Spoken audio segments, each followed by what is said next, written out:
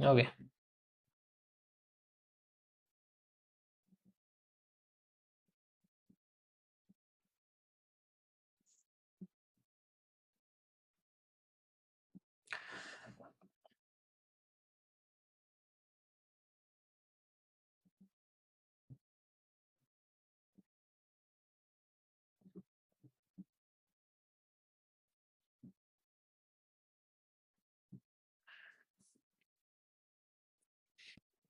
Okay, सभी को मेरी स्क्रीन नजर आ रही है? पहले बताओ, सभी को मेरी स्क्रीन नजर आ रही है? देखो, आज का टॉपिक थोड़ा सा बड़ा है, तो आई थिंक बहुत कुछ सीखने को मिल सकता है आप लोगों को। Okay, so we are on the MMC phase 1। ठीक है यार, इससे लिखा नहीं जा रहा है।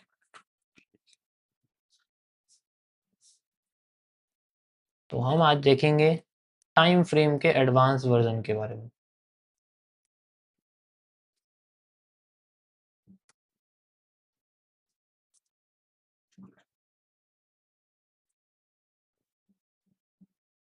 ओके, देखो, ये बहुत ज़रूरी है, क्योंकि इसी से क्या होगा, आपको ये पता लगेगा कि कौन से टाइम फ्रेम से कौन से टाइम फ्रेम पे जाना है। इतना आसान नहीं है इसको थोड़ा सा मैनेज करना। मतलब पता नहीं होता है कि हमें जनरली कौन से टाइम फ्रेम से शुरू करना है। तो ऑलवेज यूज, अब जैसे देखो, तीन तरीके की चीज़ें होती हैं। एक तो आपकी सबसे पहले जो चीज़ आएगी वो है एक बिगनर की।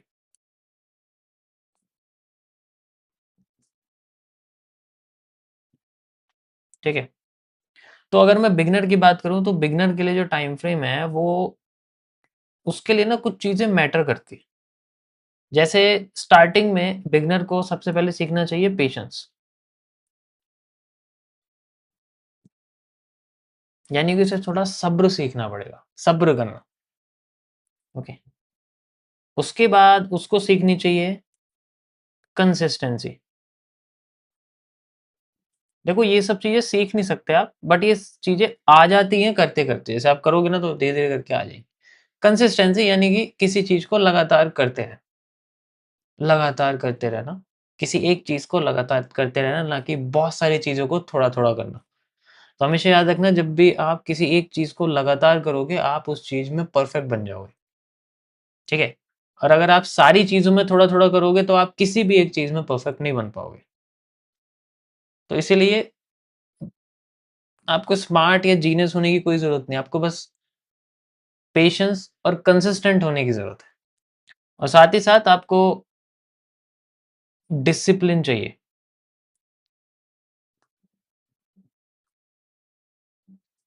ठीक है, देखो, इन तीनों चीजों के बेसिस पे बिगनर के लिए टाइम फ्रेम डिसाइड होता है।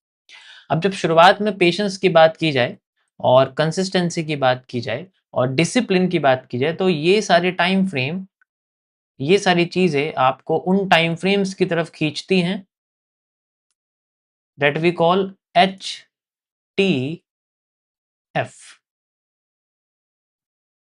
ठीक है, इसका मतलब होता है आपका हायर टाइम फ्रेम्स।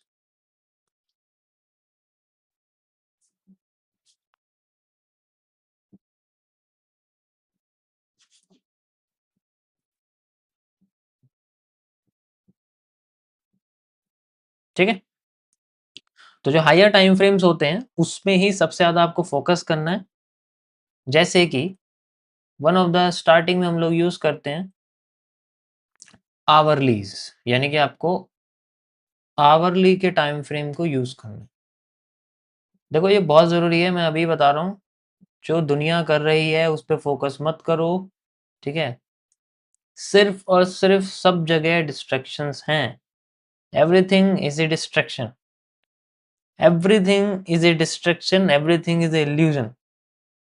ठीक है, only God, parents and money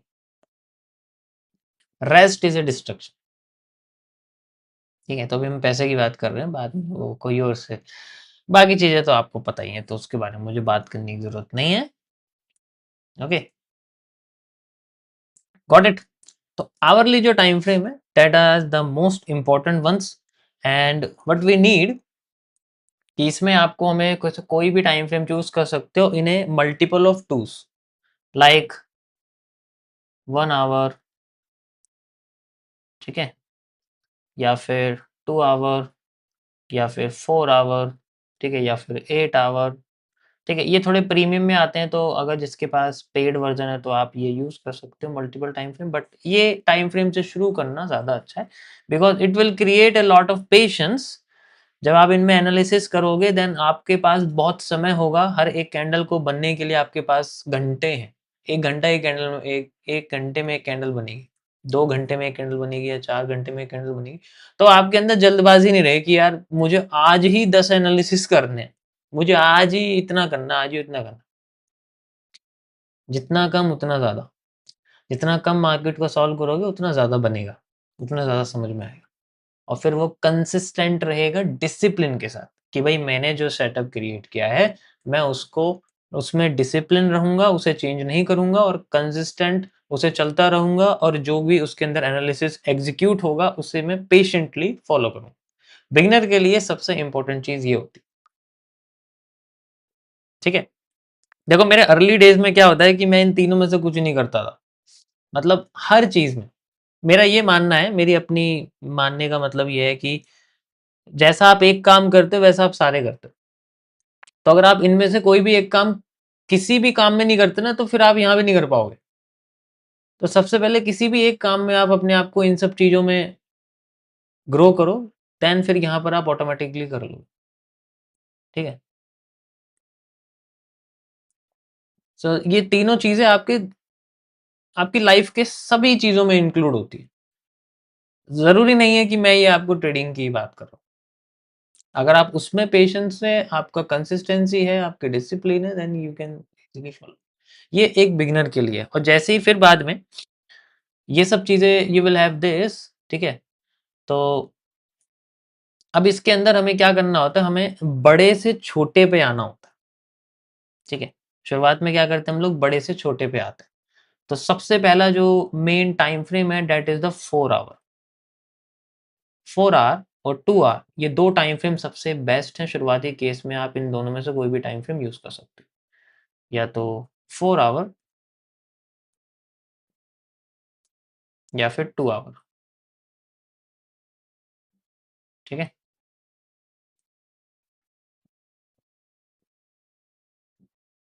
that's it. क्योंकि आपको ना शुरुआत में क्या देखना है कि पहले मेरी डायरेक्शन कैसी है, मेरे ज़ोन से वो कितनी सही जाती है, उस पे फ़ोकस करना है। और जैसे ही डायरेक्शन आपको लगता है कि सही जा रही है, देन उसको फिर डिटेल में फ़ॉलो करना है। तब हम लोग आवरली से मिनट्स के टाइम फ्रेम पे जाते हैं। ठीक है? तो उससे क्या होता है ना, थोड़ा बहुत कॉन्फिडेंस बढ़ जाता है, और फिर बाद में आप कम टाइम में भी एनालिसिस करना सीख जाओगे कि मैं अब 4 से 8 घंटे में भी एनालिसिस कर सकता हूँ, अब मुझे 2 से 3 दिन की ज़रूरत नहीं है। ठीक है, अपने आप को सँभाल के रखना ही इसमें सबसे बड़ा इम्पोर्टेंट है। ठीक है, बहुत मौके मिलते हैं घुसने के, मार्केट फिर पैसा घुसा देती है और फिर काम खराब हो जाता है। ठीक है, चलो वो तो अपना नहीं जाएगा, क्योंकि आज के टाइम में फंडिंग अकाउंट्स आते हैं, तो उसके बारे में आपको आगे कैपिटल फंडिंग के अंदर बताऊँगा कि कैसे बिना अपने कैपिटल से आप यूज़ कर सकते हो बहुत सारा कैपिटल। ठीक है, सो नेक्स्ट टाइम फ्रेम्स उनके लिए जो ऑलरेडी सीख चुके हैं, वो एडवांस्ड पे हैं, बिगिनर और एडवांस्ड, या फिर मैं इनको आसान भाषा में इलाइट्स कहता हूँ। ठीक है, तो जो भी आप में से एडवांस्ड हैं, you can call yourself as elites, या फिर एमएमसी प्रो। ओके, तो you are the MMC pro. तो यहाँ पर ये चीज़ें आप तीनों को मतलब ये तीनों चीज़ें आपको आती हैं, तभी आप एडवांस्ड हो। इसीलिए अपने आप को एडवांस बोलना अगर ये तीनों चीज़ें आती हैं। ठीक है, अगर ये तीनों चीज़ें आती हैं तो अपने आप को एडवांस बोलना, वरना मत बोलना, कोई फ़ायदा नहीं है। उसके बाद आते हैं हमारे टाइम फ्रेम जो हम यूज़ करते हैं, one of the best, 30 minutes यानी कि हम मिनट्स के टाइम फ्रेम को यूज करते हैं। We use the minutes time frame.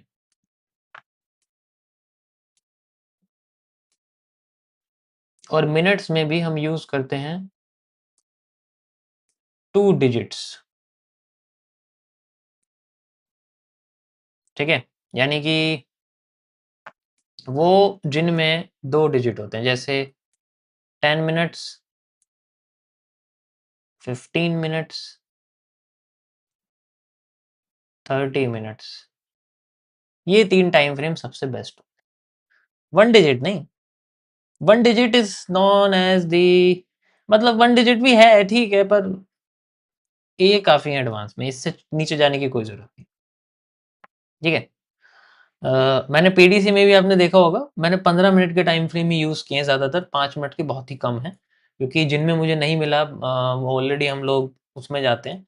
But ऐसा नहीं है, टाइम फ्रेम एक दिन में 2 या 3 एनालिसिस 15 या 30 मिनट्स में मिल जाते हैं इजीली, अगर आपको मार्केट में आइडेंटिफाई करना आता है कि कहाँ क्या ढूंढना है।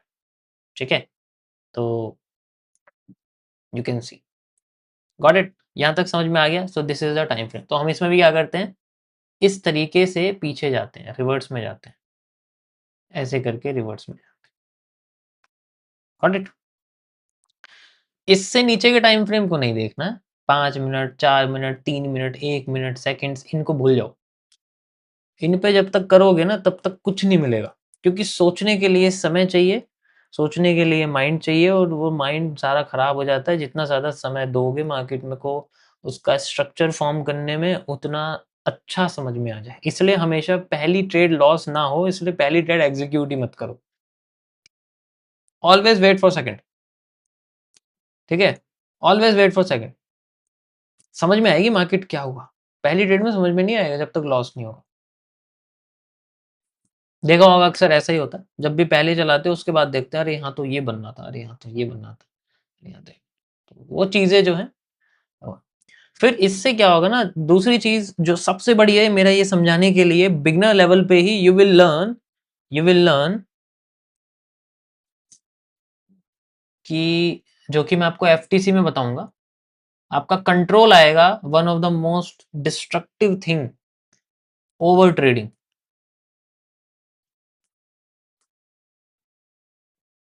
ठीक है, ये सबसे डिस्ट्रक्टिव, जिसके अंदर एक पार्ट आता है रेवेंजिंग, रेवेंज करना। लॉस हो गया, बस अब तो इसे प्रॉफिट में कन्वर्ट करना है आज ही आज, मगर उसी के चक्कर में वो फिर लॉस हो जाता है। ठीक है, तो ये यहीं से ही क्रिएट हो जाएगा, ये यहीं से ही क्रिएट हो जाएगा। ओके, अब इस पर कंट्रोल, ये तीनों चीजों पर कंट्रोल है, यहीं से कंट्रोल है। ठीक है, वैसे मैंने नाम इन तीनों के बेसिस पे किया, लेकिन उसको मैंने थोड़ा सा वैसे कर दिया है। पीडीसी का मतलब यही है। अब patience, discipline and consistency, but वो मैं पब्लिक डिस्कशन क्लब लिखा है तो वो थोड़ा सा अच्छा लगता है बोलने में। ठीक है, बट उसका रीजन यही है। ठीक है, समझ आया।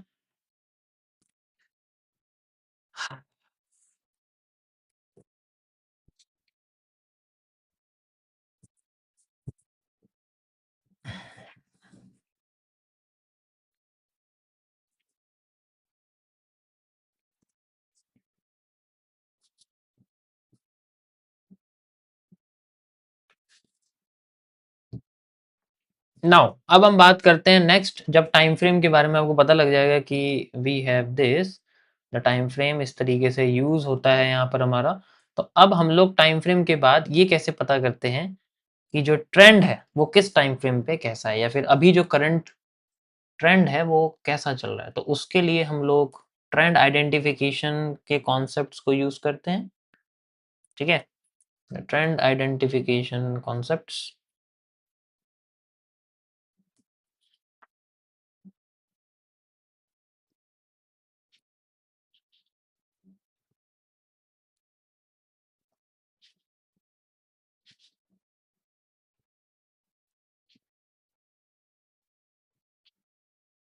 ये टाइम फ्रेम से ही पता लगता है, तो वही है कि जो मेजर में है वही आपका माइनर में होना चाहिए, यानी कि किसी भी 2 टाइम फ्रेम के जो डायरेक्शन है वो सेम होने चाहिए। उसमें अंदर जो स्ट्रक्चर है वो सेम होने चाहिए। ये चीज़ हमेशा, ये बहुत बहुत माइनर चीज़ है, देखो इसमें कोई कॉम्प्लेक्स नहीं मैं कर रहा हूँ, बहुत माइनर चीज़ है। तो ट्रेंड आइडेंटिफ़ाई करने का एक ही तरीका है कि अगर आपका मान लीजिए मैं आवरली की बात करूँ, अगर 4 आवर है, आप 4 आवर में एनालिसिस कर रहे हो इन केस, ठीक है? तो 4 आवर में ही एनालिसिस कर रहे हो बिगिनर लेवल पे, या फिर 2 आवर में कर रहे हो, ठीक है? या फिर 1 आवर में कर रहे हो।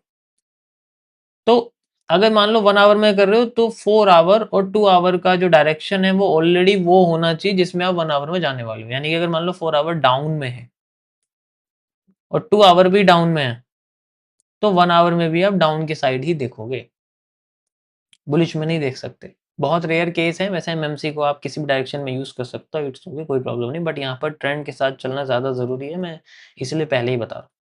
तो शुरुआत के 2 टाइम फ्रेम्स में हमेशा एक डायरेक्शन पहले होनी चाहिए, उसके बाद ही, अगर नहीं है ना या कंसोलिडेशन है, तो उस पर्टिकुलर पेयर या एसिड से दूर हो जाओ, उसमें कुछ नहीं करना, जब तक वो डायरेक्शन में अलाइन नहीं हो जाता।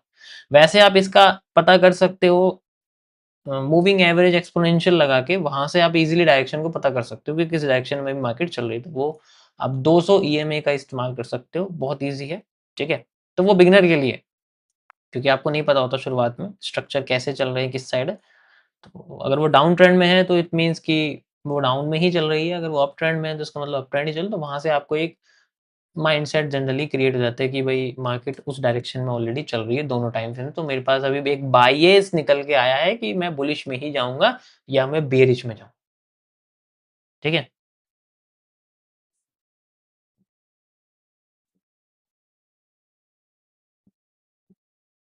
समझ आया? व्हाट? ये बिगिनर के लिए है, सब जैसे ही एडवांस हो जाओगे ना फिर फ़र्क नहीं पड़ेगा इन सब का। जहाँ रिपिटेशन दिखा वहीं वहीं क्यूएफएल लगनी है। बट अभी स्टार्टिंग में क्या है कि वो थोड़ी ज़रूरत पड़ती है उसमें। देखिए,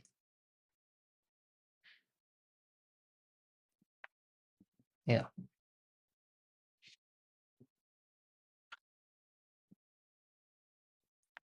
यहाँ तक सभी को समझ में आया? एक बार सभी लोग मुझे कमेंट करके बताओ। अगर सभी को समझ में आया तो फिर मैं आगे चलता हूँ।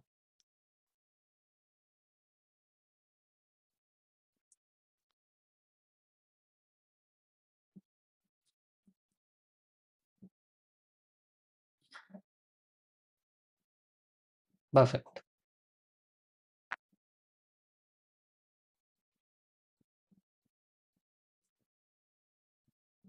यो।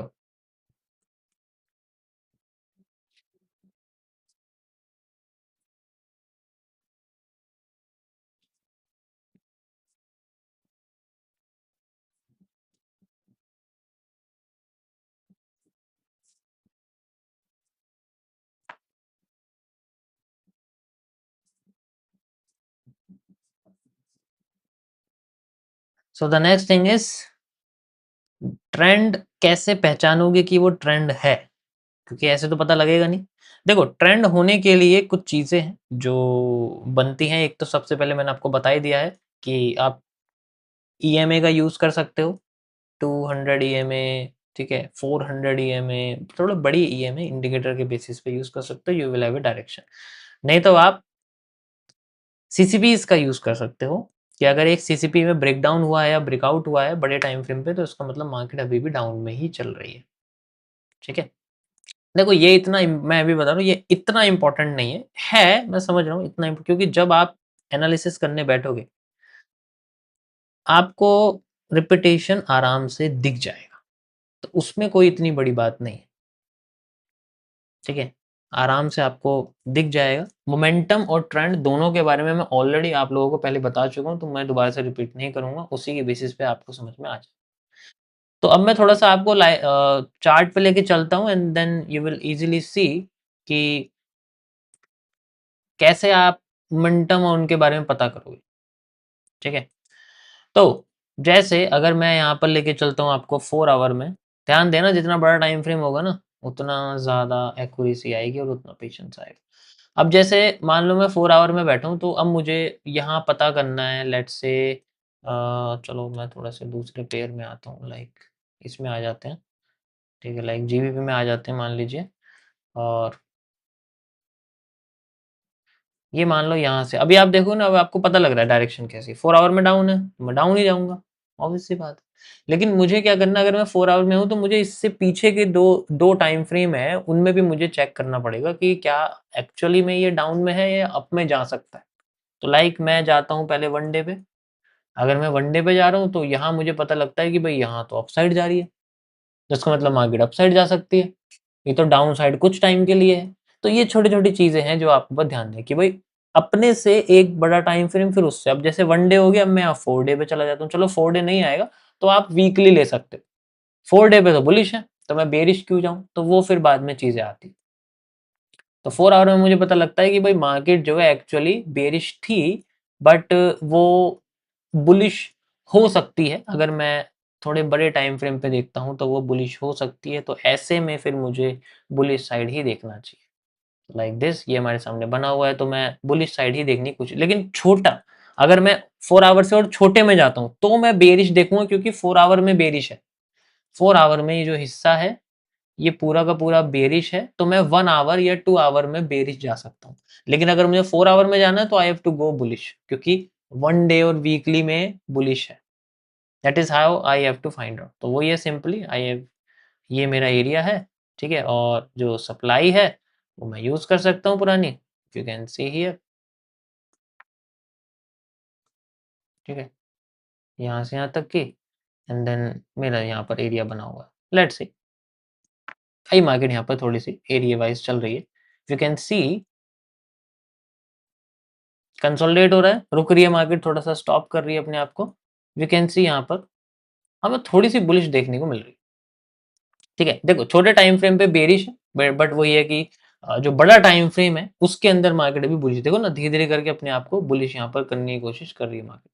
तो इसीलिए दोनों टाइम फ्रेम, यानी कि हमारे से जो पहले के जो दोनों टाइम फ्रेम है उन पे हमें फोकस करना है, तो वो ज्यादा इजी रहेगा समझना। Got it? इसको मैं हटाता हूँ फिलहाल के लिए। You can C area, okay. कभी कभी कंसोलिडेशन मिलेगा, जैसे यहाँ पर मिल रहा है तो इट्स ओके, इसमें कोई फर्क नहीं पड़ता, क्योंकि फिर आप छोटे टाइम फ्रेम पे जाओगे, क्योंकि मैंने क्या बोला, छोटे टाइम फ्रेम पे बेरिश है लेकिन बड़े टाइम फ्रेम पे बुलिश है। तो यहाँ तो अब हमारे जोन पे कोई, आप कह सकते हो कि कोई कंफर्मेशन नहीं है फिलहाल के लिए, बस थोड़ा सा कंसोलिडेशन हुआ है, बट मेनली आप देखोगे तो बुलिश यहाँ मूवमेंट है फिलहाल के लिए, ठीक है। इसी तरीके से जैसे यहाँ पर मान लो हमारे सामने ये एक मोमेंटम है, ये मोमेंटम क्रिएट हो रहा है, ठीक है। तो हमें मोमेंटम को फिनिश होते हुए देखना है, वो हम लोग सप्लाई डिमांड में देखेंगे, लेकिन डायरेक्शन बेरिश है। अगर आप देखोगे, आप इसके अंडर में जाते हो किसी भी जगह पे, तो आपको दिख रहा है कि पहले बेरिश है तो आगे भी बेरिश ही होगा। फिर यहाँ पर मार्केट जैसे ही बुलिश होनी शुरू होती है, ठीक है, जैसे बुलिश होनी शुरू होती है तो फिर यहाँ पर हमें सोचना पड़ेगा कि क्या हमें बुलिश में जाना है या फिर हमें बियरिश डायरेक्शन के साथ कंटिन्यू करना है। तो लार्जर हमेशा, मतलब जैसे 4 आवर है तो इससे पहले वाले टाइम फ्रेम को यूज करना है, और अगर छोटे हैं तो 4 आवर या 2 आवर में यूज करना है। जैसे 1 आवर है तो हम 2 आवर या 4 आवर देखेंगे, 4 आवर है तो डे या वीकली देखेंगे, ठीक है। मेनली वर्क करेगा, बिल्कुल वर्क करेगा, ठीक है। इन सारी को अलाइन करके देखना। अभी तो मैं कितने एग्जांपल दूं, थोड़ा कंफ्यूज हो जाओगे, ठीक है। यहाँ तो थोड़ा सा हो गया कंसल्टेशन, इट्स ओके, हो जाता है वो कभी कभी, but mainly you will have this. तो अब इसको और सिंपल करने के लिए से बिगनर्स के लिए वही है कि you can use A indicator, आप यहाँ यूज कर सकते हो। जैसे मैं एक्सपोनेंशियल मूविंग एवरेज आप लगा सकते हो 200, तो वो ज़्यादा इजी आपको डायरेक्शन बना के दे देगा, ठीक है। यहाँ से आपको एक डायरेक्शन पता लग जाएगी, जैसे 4 आवर है तो यहाँ से आप देखो, ये देखो, ये अगर बुलिश की साइड चल रही है larger than 30 degree, then you can see कि मार्केट आपको एक डायरेक्शन, एक बायस निकल गई थी कि मेरे को बुलिश में ही जाना है। तो यहाँ से आपको बुलिश ही दिखेगा, you have retesting and then bullish, you have retesting then. Problem तब है जब ये ऐसे हो जाएगी, यहाँ ये फेल है, ठीक है। तो ऐसे केस में हमें टाइम फ्रेम को शिफ्ट कर देना छोटे में, यानी कि हम लोग अपने टाइम फ्रेम को छोटे में चले जाएं। जब ऐसा होगा तब हम 4 आवर में नहीं कर सकते, हमें 1 आवर में करना पड़ेगा, क्योंकि बड़े टाइम फ्रेम पे कंसोलिडेशन है लेकिन छोटे टाइम फ्रेम पे हमें एक ना एक डायरेक्शन में मूवमेंट देखने को जरूर मिलेगी, ओके। बड़े टाइम फ्रेम पे कंसोलिडेशन है लेकिन छोटे टाइम फ्रेम पे हमें एक ना एक डायरेक्शन में मूवमेंट देखने को जरूर मिलेगी। तो उस केस में हमें इंडिकेटर को फॉलो करने की कोई जरूरत नहीं है। But if we have it trending then we can easily follow. ठीक है, तो देखो वही चीज है, इंडिकेटर के यही नुकसान होते हैं, यही नुकसान होते हैं, इसलिए we have to follow it. Okay, अब देखो जैसे मैं वनडे में लेके चलता हूँ आपको, वनडे में देखो है नहीं बुलिश, इसलिए मैं बुलिश साइड देख रहा था। सिंपल ये बुलिश दिखा रहा है वनडे में, और 1 वीक यानी कि 4 डे, 4 डे में भी देखो बुलिश दिखा रहा है, इसलिए मैं बुलिश साइड लेके चला क्योंकि वो बहुत बड़ा था, इसीलिए मैं लेके चल रहा था। तो ये भी खुद देखो बुलिश हो रहा है, हमारा भी बायस बुलिश था तो हम भी बुलिश में जा रहे थे। बस वो छोटे टाइम फ्रेम पे अभी मार्केट ने मतलब वॉल्यूम इतना जल्दी नहीं दिया, क्योंकि बड़ा टाइम फ्रेम है तो इतनी आसानी से नहीं दे। बट एक बहुत अच्छा यहाँ पर आपको एक चीज देखने को मिलती है, that is a direction. Direction के साथ चलोगे ना तो बहुत लंबे लंबे मूव पकड़ लेते हैं, बहुत लंबे। ये बियरिश है, ध्यान से देखो, बियरिश, जस्ट बियरिश, 2008 से बेरिश है वीकली टाइम फ्रेम पे। तो जो बेरिश डायरेक्शन के साथ चल रहा है उसका दबा के होल्डिंग है उसकी अच्छी खासी। ठीक है, that is how you have to use. अभी जैसे ये बुलिश हुआ है तो भी बुलिश साइड चल रहा है, इसलिए हम भी बुलिश ही देख रहे थे इसके अंदर। ठीक है, तो एक ये वर्जन है जो आप देख सकते हो, बाकी सीसीपीस का है वो मैंने अभी एक्सप्लेन नहीं किया है, उसके बारे में मैं आगे आपको बताऊंगा। आगे के टॉपिक्स में जब हम सीसीपीस के रिपीटेशंस को पढ़ेंगे, वो काफी इजी है और काफी अच्छा है, समझ में आ जाएगा आपको इजिली। ठीक है, गॉट इट।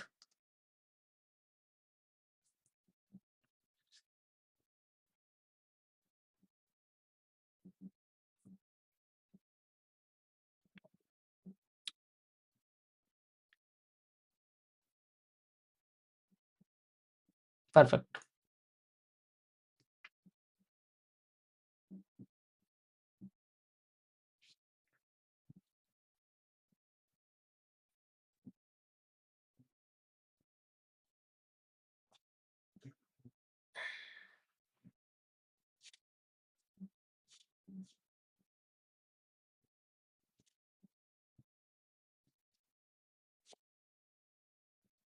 ओके,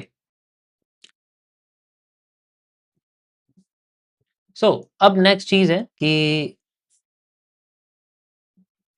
जो आज का बोनस है, या फिर आप कह सकते हो कि एफटीसी का एक पार्ट है जिसमें मैं आपको आरएमएस के बारे में बताऊंगा। ठीक है, तो ये एमएमसी के अंदर ही आता है। ठीक है, ध्यान देना, ये एमएमसी के अंदर का ही पार्ट है, इसमें तुम्हें मजा आएगा।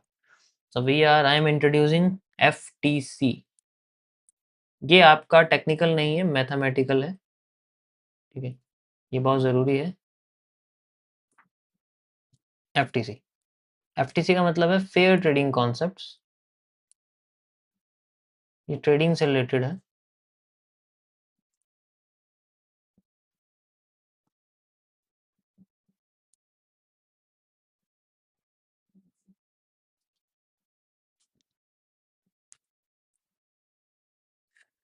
ओके, सो यहाँ पर मैं आपको बताऊंगा आरएमएस के बारे में। देखो, लॉस जो होता है ना, अमाउंट जीरो जो होता है वो इससे होता है। अगर ये समझ में नहीं आया ना तो सब जीरो है, सब कुछ जीरो है, कुछ नहीं होगा, एवरीथिंग विल बी जीरो।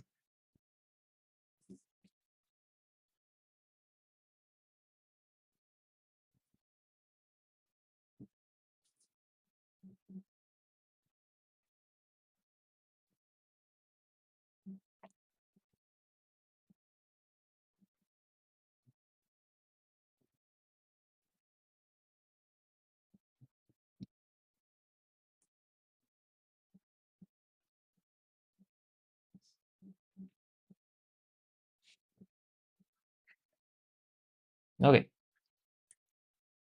तो आरएमएस कैसे होता है, मैं आपको एक लाइव एग्जांपल के साथ दिखाऊंगा। यार मेरा अकाउंट कहाँ है, एक मिनट।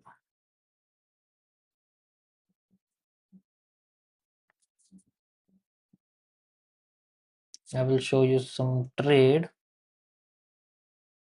कुछ होल्डिंग ट्रेड आपको दिखाऊंगा मैं, जिसमें आपको देख के मजा आएगा।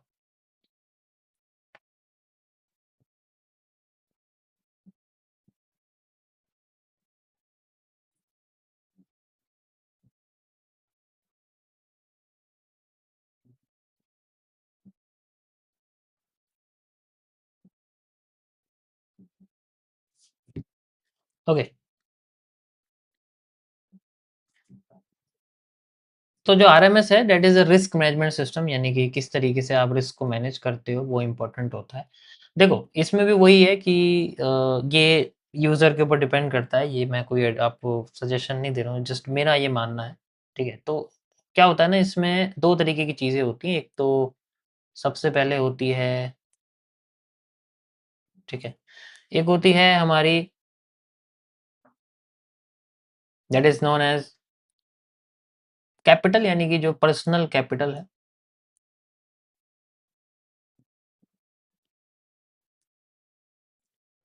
Personal capital is the best, at the end आके यही यूज़ होती है, ये बात ध्यान रखना। Personal capital is the best. You can withdraw any time, you can make any time, you can trade any, किसी भी तरीके से ट्रेड कर सकते हो, क्योंकि इसमें आप यूज़ करोगे एक ब्रोकर का यूज़ करोगे जिसके अंदर अपनी कैपिटल को डिपॉज़िट करोगे। अपनी पर्सनल कैपिटल को इसमें डिपॉज़िट करते हैं और फिर बाद में इसमें ट्रेड करते हैं। तो ये सबसे सिंपल होता है, क्योंकि इसमें कोई फालतू के अड़ंगे रूल्स वगैरह कुछ नहीं होता है। ठीक है? तो काफ़ी ईज़ी होता है और मैनेज करने में। इसमें क्या है, विथड्रॉल डिपॉज़िट भी ईज़ी होते हैं। विथड्रॉल भी इंस्टेंट मिलता है, यूँ नहीं है कि आप समझ सकते हो मैं क्या कह रहा हूँ। ये बाद की चीज़ है। और स्टार्टिंग में you need a demo for RMS को समझने के लिए डेमो चाहिए। याद रखना, डेमो ट्रेडिंग कैपिटल ग्रो करने के लिए नहीं होती है, या फिर ट्रेडिंग करने के लिए नहीं होती है। रिस्क मैनेज कैसे कर रहे हो उसके लिए होती है, लॉट कैसे चलते हो उसके लिए होती है। ठीक है? उन सब चीज़ों के लिए डेमो ट्रेडिंग होती है, कि मैं चल के तो देखूँ कि एक पॉइंट में कितने डॉलर बनते हैं, या एक लॉट में कितने पॉइंट होते हैं, किस हिसाब से कैलकुलेशन होती है, ये वगैरह-वगैरह से, ये तो सारा आरएमएस के अंदर आता है। तो अकॉर्डिंग टू दिस, अगर पर्सनल कैपिटल है तो मैक्स टू मैक्स मेरे हिसाब से 1% रिस्क लेना चाहिए, या फिर 2% रिस्क लेना चाहिए पर ट्रेड। ठीक है? अब पर्सनल कैपिटल है तो बहुत अच्छी बात है, नहीं है तो you have to create it. इसको क्रिएट करने का एक ही तरीका है कि पर्सनल कैपिटल, जैसे मान लीजिए मेरे पास है ही कितने, मान लीजिए मेरे पास है ही $100। अब मैं क्या करूँ? $100 से $1000 तो आसानी से नहीं बनेंगे, $10,000 तो नहीं बनेंगे। ये उसी के बनते हैं जिसके पास ऑलरेडी $10,000 है। ठीक है? अब अगर आप देखोगे, मैं आपको एक चीज़ बताता हूँ कि अब जैसे मैं just like this you can C easily, देखो एक मेरी यहाँ पर ये होल्डिंग है, दिख रही होगी आपको, ठीक है? ये चल रही है अभी, ओके। ये $17,000 है, अभी चल रही है होल्डिंग इसके अंदर। द मेन चेंज इज़, अब आपको लगेगा कि यार $17,000 है, मान लो यहाँ पर चल रहे हैं, ठीक है? अब इसमें मैंने सिर्फ़ $1000 यूज़ करे हैं, ठीक है? अब आप सोचोगे $1000 17,000 बन गए, मेरे पास ऑलरेडी $5,00,000 पड़े हैं, ठीक है? तो वो फिर माइंडसेट क्रिएट होता है, यार सिर्फ़ अगर मैं 1000 दिखा दूँ तो फिर 1000 17,000 बन गई, और ये तो 16 गुना बन गया, ये ऐसे कैसे कर दिया, वैसे-वैसे वो माइंडसेट। तो सबसे पहले ध्यान दो कि जैसे वो फ्लिपिंग होती है, या फिर मैं आपको बताऊँ कि $100 से $1000 हो रहे हैं, या फिर मैं अगर आपको बोलूँ कि भई जैसे मैंने $100 से $1000 का चैलेंज लिया था पहले, ठीक है? तो मेरे पास ऑलरेडी मेरा उसका बजट $10,000 था, कि मुझे पता है अगर मैं 100 बार हारूँगा तब जाके मेरे $1000 बनेंगे, इट्स ओके, मैं बना सकता हूँ, कोई प्रॉब्लम नहीं। ठीक है? तो उसमें मेरा ए एक लॉस भी हुआ था शुरुआत में, आपने देखा होगा। तो वो क्या है? मेरे कैपिटल का 1%। जो मेरा कैपिटल है टोटल, जो मैंने उसके लिए एलोकेट किया था वो था $10,000। तो उसका जो 1% है $100, ठीक है? $100 वो मैंने यूज़ किया है $1000 बनाने के लिए, that is for making 10% of my capital. समझ आया कुछ? ये था मेरा उस वक़्त का प्लान। लेकिन लोगों को क्या नज़र आ रहा है, यार सिर्फ़ $100 से $1000 बन गए, मेरे भी बन जाएँगे। ठीक है?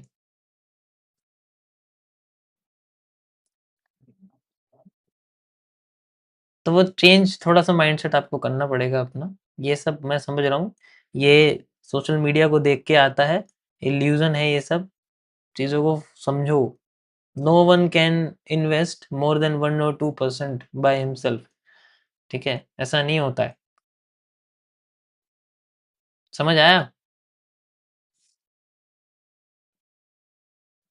अब अब तुम्हारे पास तो है ही $100, तुम कैसे $100 ले लोगे? $100 पूरा थोड़ी रिस्क लोगे। Then we use foreign funding, यानी कि अब हम यूज़ करते हैं यहाँ पर कैपिटल फंडिंग का। ठीक है? अब उनके लिए यही चार अवस्था है, बेस्ट तरीका। इसका हम यूज़ कर सकते हैं। कैसे कर सकते हैं कि मैं इस $100 में से ब्रेक डाउन करूँगा 10% या फिर 20% या 30%, मुझे पता है जाने तो हैं ही, $100 से अच्छा है कि मैं इसमें जो है इसको ब्रेक कर दूँ एंड आई विल इन्वेस्ट या फिर $50 या फिर $60, और इन $50-60 से मान लो मैं $60 यूज़ करता हूँ, तो यहाँ से मैं ले सकता हूँ कम से कम 6,000 या $5,000 का अकाउंट। अब ये मेरे को अकाउंट मिल जाएगा, कैपिटल फंडिंग जिनको हम बोलते हैं प्रॉप फर्म्स, ठीक है? और ये आपको सिखाएँगे रूल्स, जहाँ से इकट्ठा होता है पैसा कौन-सा? पर्सनल कैपिटल का, क्योंकि एट द एंड वहाँ है, प्रॉप फर्म्स में रूल्स होते हैं, तो हमेशा लाइफ टाइम प्रॉप फर्म्स नहीं यूज़ करते। तो यहाँ रूल्स होते हैं कई सारे, ठीक है? समझ आया? Got it? ये पूरा सिस्टम समझ में आया किस तरीके से करते हैं?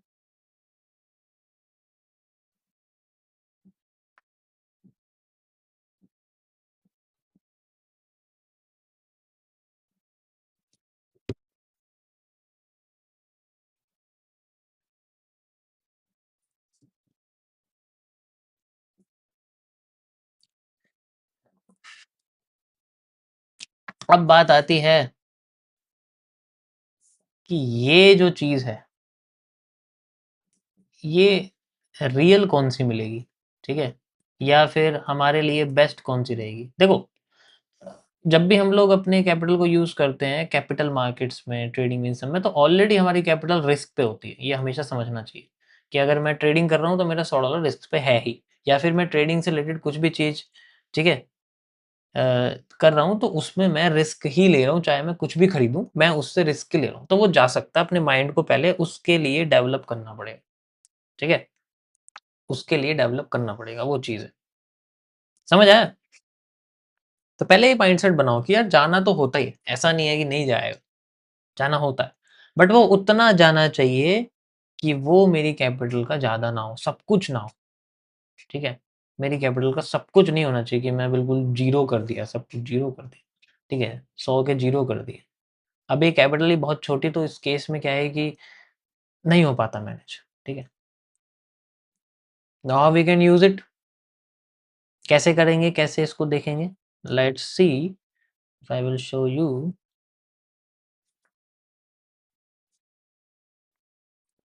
Okay,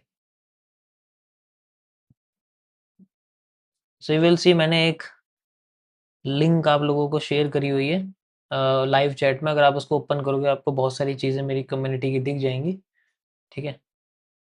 I will see some links here. Okay, just wait.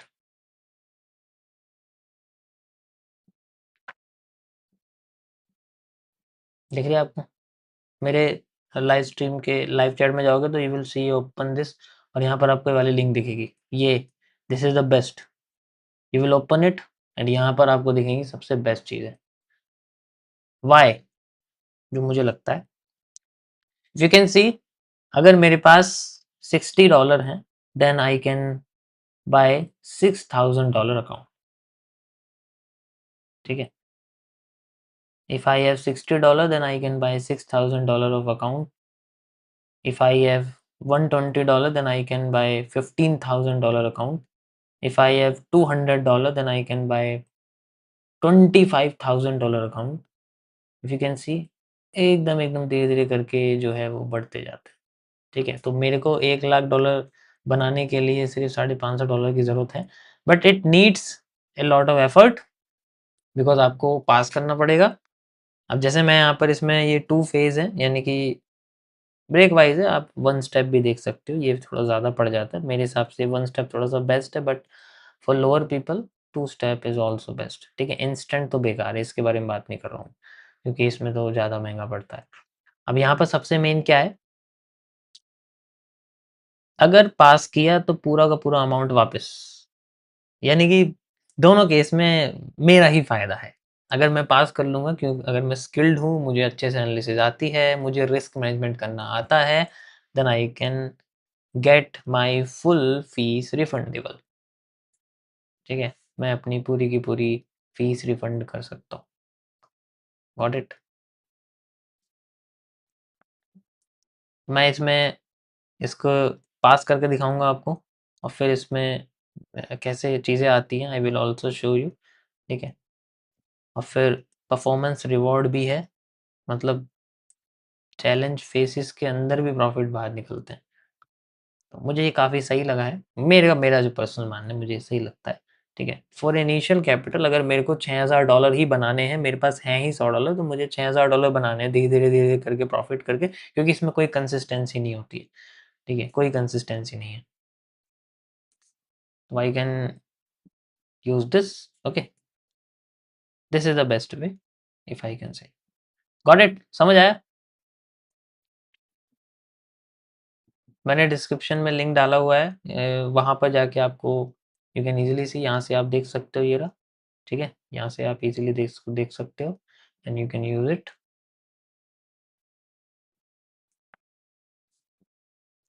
Next thing कि इफ वी हैव, मैं ऑलरेडी इन सब चीज़ों के बारे में समझा चुका हूँ। ठीक है, बहुत सारे स्टूडेंट्स हैं जिन्होंने ये चीज़ करी हुई है, यहाँ से वो यहाँ तक पहुँचे हुए हैं। ठीक है, तो हमेशा इनको यूज़ नहीं करते हैं, we have to find out a way. ठीक है, we have to find out a way. देखो, मेरा कोई इनके साथ कोई प्रमोशन वगैरह कुछ नहीं है, सच बताऊँ। मैं कोई प्रमोट वगैरह नहीं कर रहा हूँ, मेरे पास कोई प्रमोशन नहीं है। जस्ट ए सिंपल थिंग कि मुझे जो सही लगता है मैंने आपको बताया, जो मेरे हिसाब से सही लगता है। ठीक है? क्योंकि बहुत फेक फर्म्स हैं और किसी पे भी भरोसा नहीं कर सकते, पहली बात तो ये है। ठीक है? तो भरोसा देखो किसी पे भी नहीं कर सकते, सबसे पहली बात ये है, और ये सब चीज़ें लिमिटेड टाइम्स के लिए होती हैं, हमेशा रिलायबल नहीं। चलो ये मिल गया, अब मैं आराम से पूरी लाइफ बैठूँगा और प्रॉप फर्म पे ट्रेड करूँगा, ऐसे नहीं होता है। ठीक है? तो just for making a small capital मेरा 4-5 हज़ार डॉलर का प्रॉफिट होता है इससे। मैंने अच्छे से 1 साल में किया, मेरे पास 4-5 हज़ार डॉलर की कैपिटल है। अब मुझे ज़रूरत नहीं है। मैं 50-100 डॉलर का रिस्क लूँगा डेली, दैट्स इट, मेरा काम हो गया। तो इस तरीके से यूज़ करो ना भाई उसको। समझ आया? कैसे होता है? हमेशा यूज़ नहीं करते किसी भी चीज़ को। अब आप देखो मार्केट में हर कोई बंदा नया आ रहा है, आके माइक उठा के बैठ जाते हैं, पॉडकास्ट शुरू कर देते हैं। मैंने इतना प्रॉफिट बना लिया प्रॉप फर्म से, मैंने इतना बना लिया, मैंने उतना बना लिया। ठीक है? तो खाली बर्तन ही ज़्यादा आवाज़ करते हैं, वो वाली चीज़ होती है। ठीक है? फ्यूचर्स या सीएफडी दोनों कर सकते हो। देखो फ्यूचर्स के बारे में मैंने कभी यहाँ पर कभी एनक्यू वगैरह नहीं बताया। ठीक है? तो फ्यूचर में अगर फ्यूचर्स होते हैं तो फिर मैं आपको एक्सप्लेन करता हूँ। फ्यूचर्स भी अच्छे हैं काफ़ी, वो सस्ते पड़ेंगे आपको, बट उनको समझना थोड़ा मुश्किल होता है अगर आप बिल्कुल ज़ीरो हो, आपको पता नहीं है उसके बारे में। ठीक है? Got it?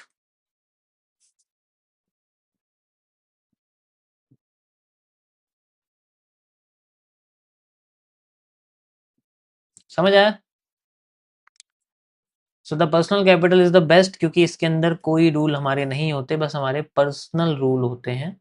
यानी कि मैं अगर चाहूँ तो अपने ऊपर खुद के ऊपर कैप लगा सकता हूँ, और ये कहाँ से क्रिएट होते हैं?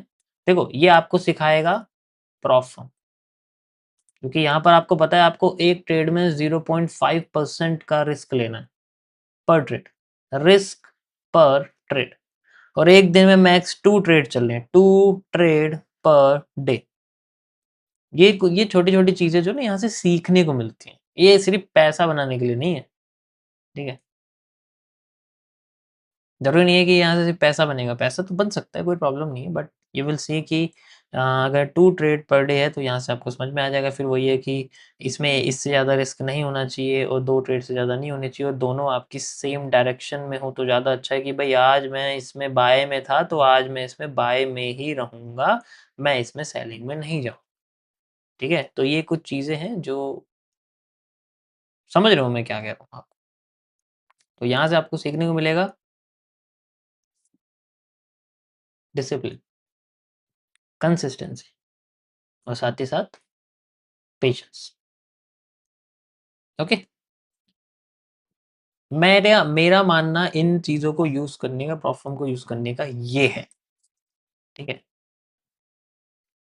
मेरा मानना यहाँ से करोड़पति, मिलियनेयर, बिलियनेयर बनने का नहीं है। ये बात यहाँ पर जितनी जल्दी डाल लोगे उतना ज़्यादा अच्छा रहेगा। ठीक है?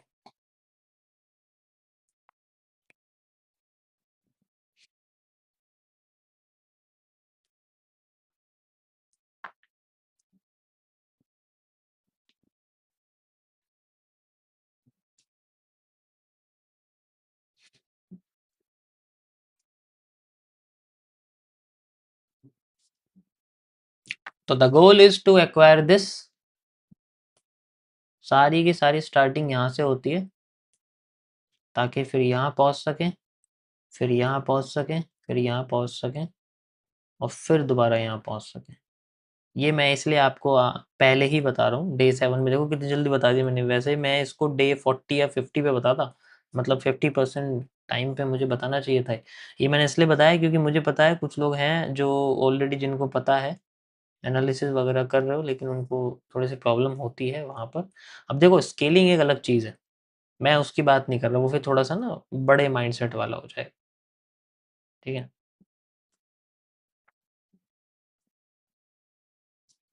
भाई जहाँ मुझे मेरा पैसा वापस मिल जाए मैं तो उसे यूज़ करूँगा ना। मेरे को भरोसा है मैं कर लूँगा पास।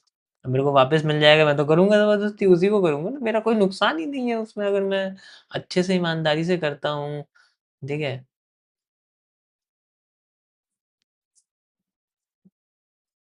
Got it?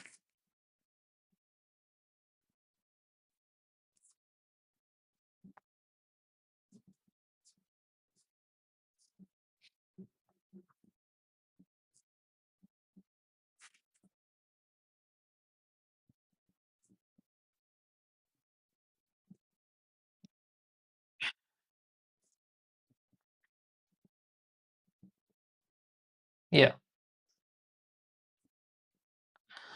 तो आज के लिए मैंने टॉपिक आप लोगों को अच्छे से देखो एक्सप्लेन किए हैं। आज आप देख सकते हो पूरा समय आप लोगों को मैंने दिया है और इसमें कॉन्सेप्चुअल ज़्यादा आपने देखा होगा, थ्योरी ज़्यादा थी क्योंकि ये समझना बहुत इम्पोर्टेंट है रेदर देन एप्लीकेशन, ठीक है? तो we can use them, okay. अब देखो अगर आप लीगल इल्लीगल देखोगे ना, तो फिर आप बस एक ही चीज़ कर सकते हो और वो मैं कहना नहीं चाहता, ठीक है? कोई फ़ायदा नहीं है।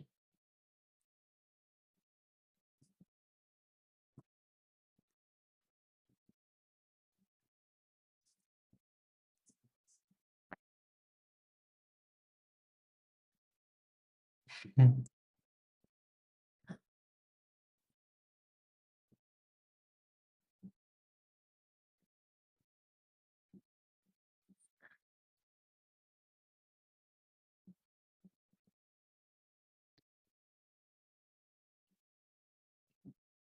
देखो आज के एरा में अगर कोई बंदा अपना टाइम निकाल के फ्री में लाइव स्ट्रीम पे कुछ कोई चीज़ बता रहा है ना, ठीक है? तो बहुत बड़ी बात है आप लोगों के लिए, ठीक है? मुझे बदले में कुछ नहीं मिल रहा है। मेरी लाइव स्ट्रीम की मोनेटाइज़ेशन ऑफ है, ठीक है? मुझे यहाँ से कुछ नहीं मिलता है, ओके? तो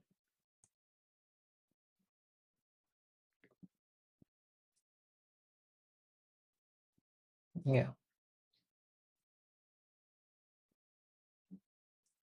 मुझे ये करना अच्छा लगता है इसलिए मैं ये करता हूँ,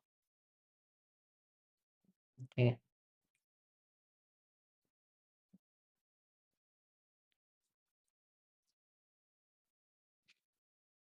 तो अगर आपको स्ट्रीम अच्छी लगी हो तो लाइक करना और शेयर करना अपने दोस्तों को कि आके यूज़ करो।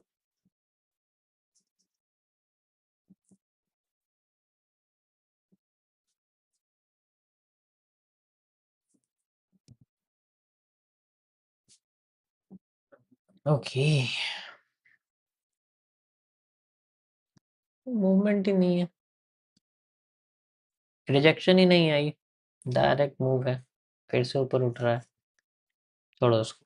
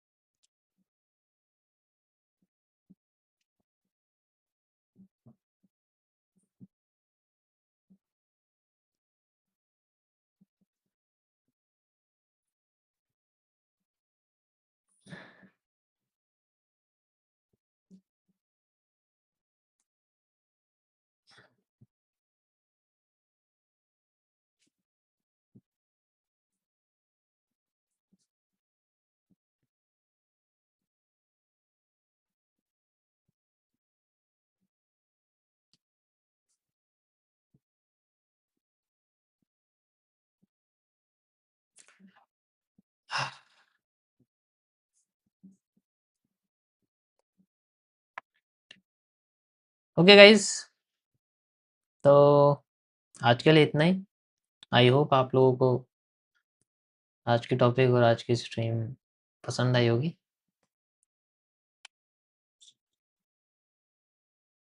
काफ़ी दिनों से हम कोशिश कर रहे थे पर इंटरनेट साथ नहीं दे रहा था।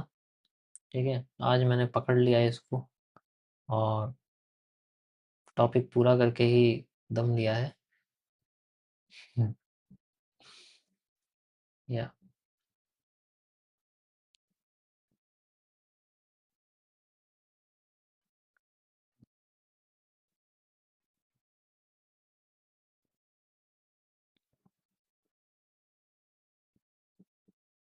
या बाकी मेरे जो एनालिसिस है मॉर्निंग वाले वो मैं शेयर करता रहूँगा।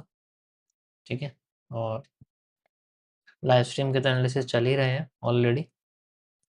इसका भी जो RRPNL है वो भी आपको मैं लाइव स्ट्रीम वाला शेयर कर दूंगा। ठीक है, कुछ टाइम में आपको पता लग जाएगा इस महीने मतलब पिछले महीने क्या निकला है हमारा मई में।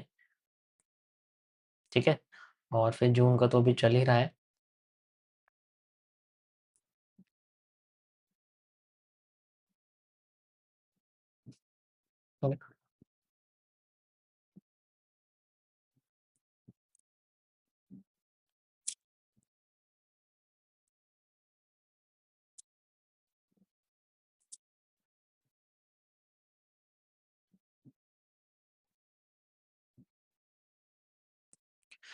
Okay guys, thank you for watching, good night and see you.